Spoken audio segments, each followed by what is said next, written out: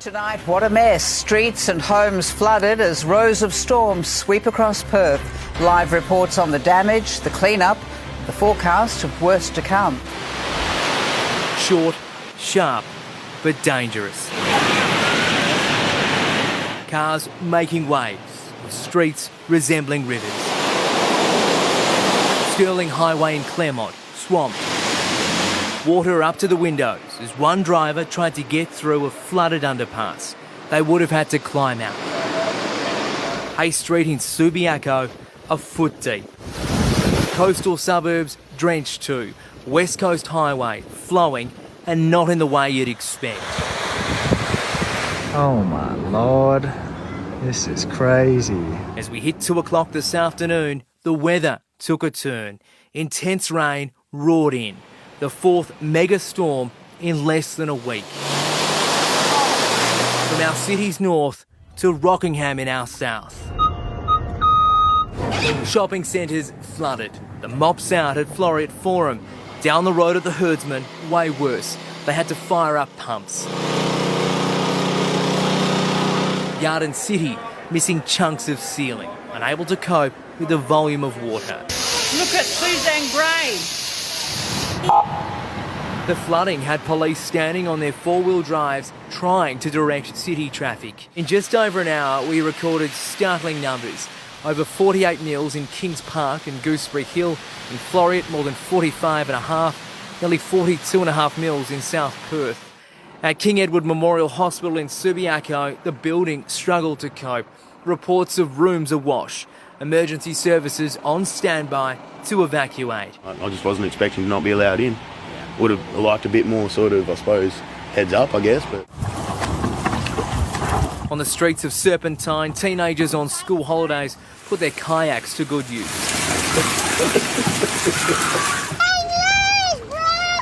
This isn't a lake, it's Scotch's playing fields in Swanbourne.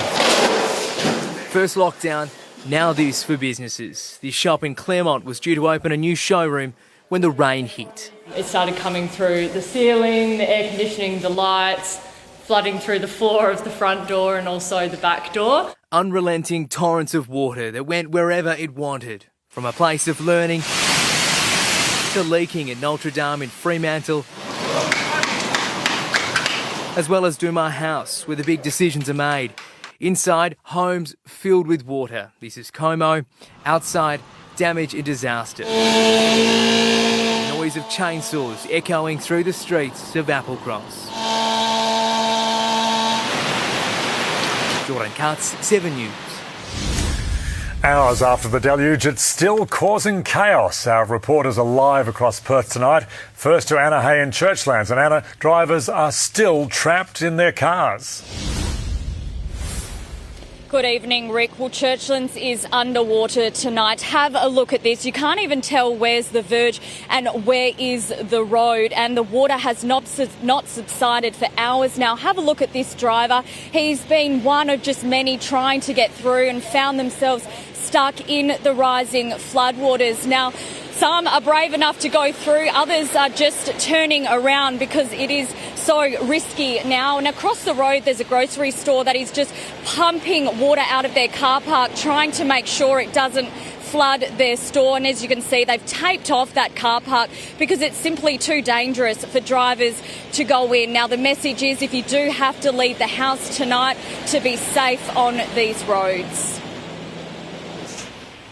And Joey Catanzaro is on Hay Street in Subiaco tonight. Joey, this is what it looked like earlier. Has the water gone?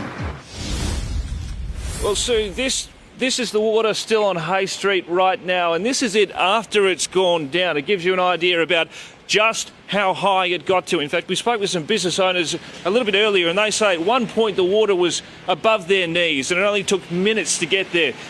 Have a look at this. Sandbags in Subiaco. Would you believe it?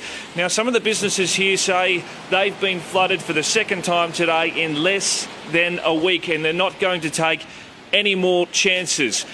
We've spoken to the people inside this salon and, of course, at the dress shop next door as well. They say even as the water rushed in, customers rushed in to help them. None of their stock was damaged, but we are told not everyone here on this retail strip that resembled a river this afternoon It's been so lucky. Rick. Thanks, Joey. Cassidy Moscone is in the traffic tonight. Cass, at least you're inside. How busy are the roads?